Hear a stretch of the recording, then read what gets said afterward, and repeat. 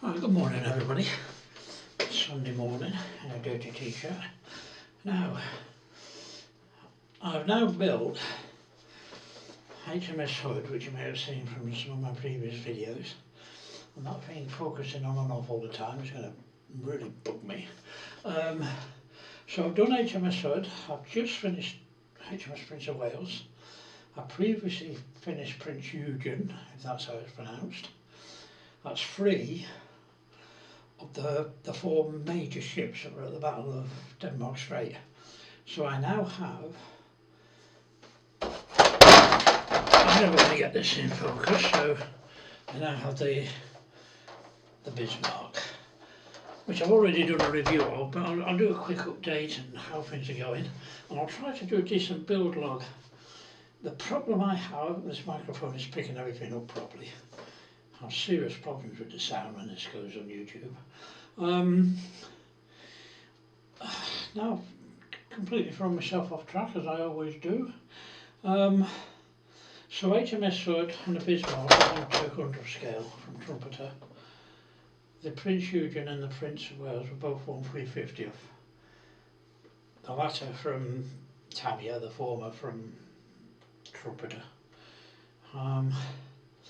So I'm up to I've done the 4, I've done the 3, I'm about to start the 4, so I'll just give it, as I say, I'll try and do, I've got to try and get used to looking into the camera. I'm watching it on the telly, you see, because I can't see what I'm doing if I'm looking at the camera, so you'll have to forgive me if I'm not speaking to you direct. So this is with the camera, so it'll only be 20-minute videos. I will try and do a few build logs with it. The problem I have is once I'm building, I do enjoy listening to a little bit of music, and 2 things happen there. One, I get not many, but I get your comments saying, sorry mate, but we can't hear you, because you can't hear me over the music. 2, I get a message from YouTube saying that the video cannot be viewed in certain areas because of copyright rules. I'm not sure what areas they are. I don't know if that's in the UK, whether it's abroad somewhere or not. So I'm not sure who does and who doesn't see the video because of this. They might not be playing wherever you are. So what I'll try and do is do them without any music, so there's no distractions and you can hear. I'm hopeful that I've got this microphone set up better now. So this is just a quick recap, basically, just to give you a rough idea.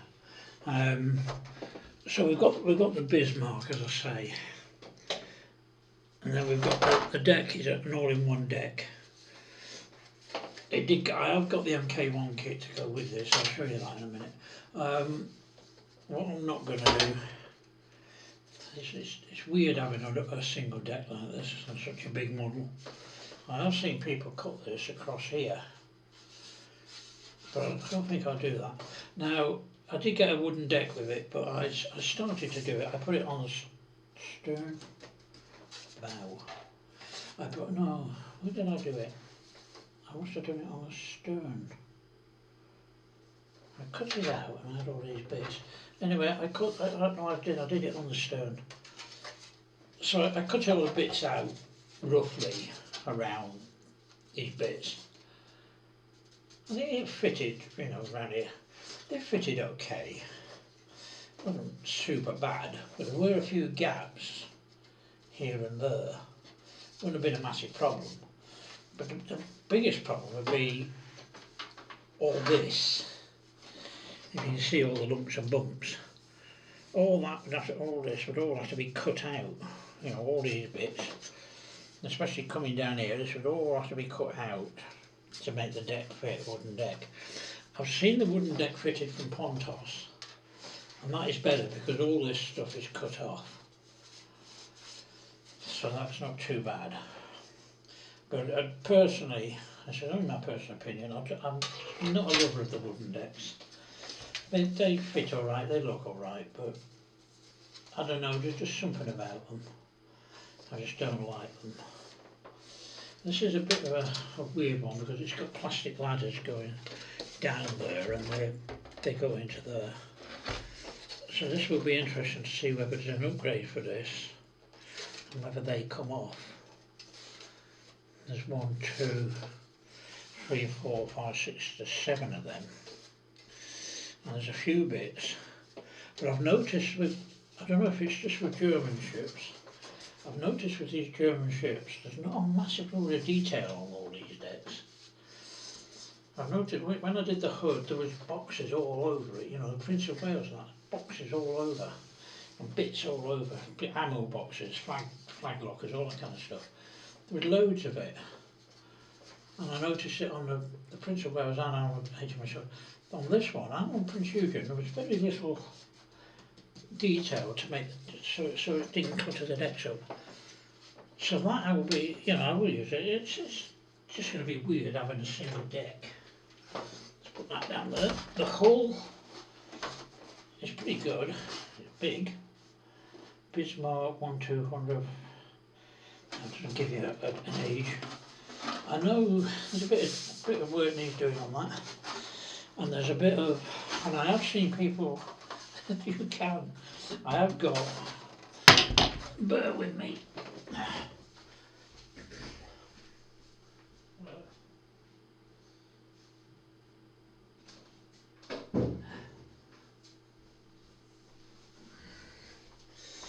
Right, I have this. So I've got that to work with. Now I do know there are people I've seen building this on YouTube and elsewhere where they alter everything here. A lot of this is altered. It's flattened and there's bits added, all sorts added. I won't be doing that. I'm not a lover of, I'm not, I mean, now I'm like this with bits that are it's just too much trouble. It's a good enough hull out the box. And with the upgrade kits, it should look alright. It's just working out what to do, where to do it. Not much in the way. I've noticed that as well. Another thing with German, maybe, I don't know if it's German ships. Very few portholes. They didn't have ladders up the sides of these ships. And there's nothing marked on the hull anywhere. Nothing that I can see anyway. What they had was handhelds. Little tiny handhelds that went up. I might be able to show you them later. But there's things here you see inside. I don't know what they are. They look like they should go. It almost looks like they would be something in them, but I don't know what. So it's a decent size. Well, I said, I love these 200 scale kits. Once I finish this one, these usually take about a year. Once I finish, oh, the battery's going, look. Marvellous. So I've got 11 minutes in, this might cut out, I'll have to keep a record of that, I'll keep an eye on that because that battery's in the red. Nitwit. Hopefully I've got the camera set up better now for focusing in and out. Because that's a big problem I have with these cameras. So that all-in-one hull is absolutely brilliant. It's a very good hull. What I won't be doing is painting it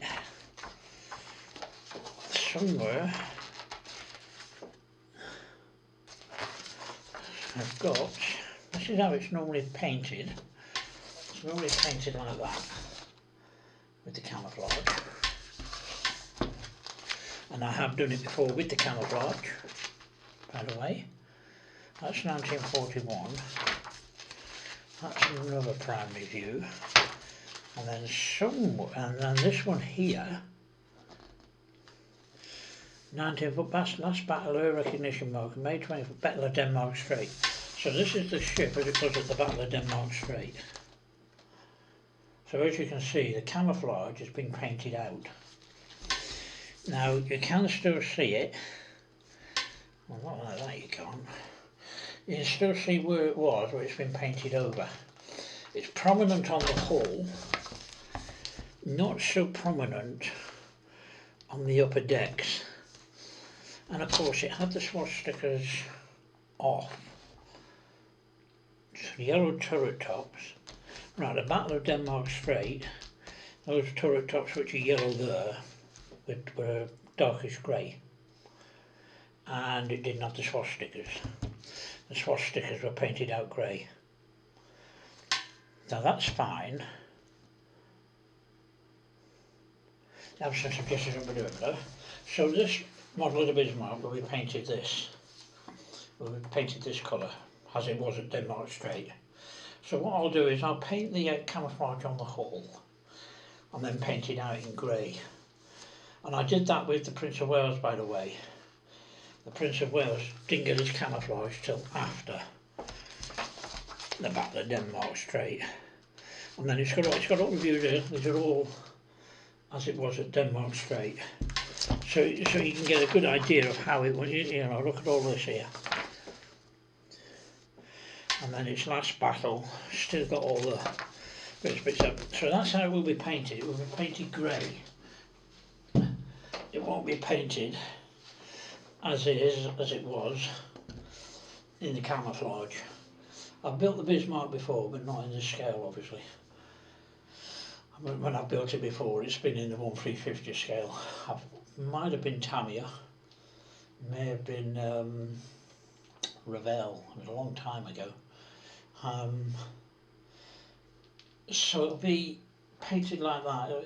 So it'll look a bit strange, being all grey, but it will conform with the battle. So that's the main thing. Now the other thing I've got, as I've said, let's just have a quick look through stuff. We're going to run out of camera in a minute, so let me see if I can get this camera closer. If I can get it on the table. So actually, that's the swastikas that come with the kit. They obviously go by today's age, you know, people who don't like swastikas. Not sure if that's in focus or not. It's hard to keep this thing in focus, unfortunately. So with this swastika, which I won't be using obviously, you'd have to start painting the black in to make the swastika.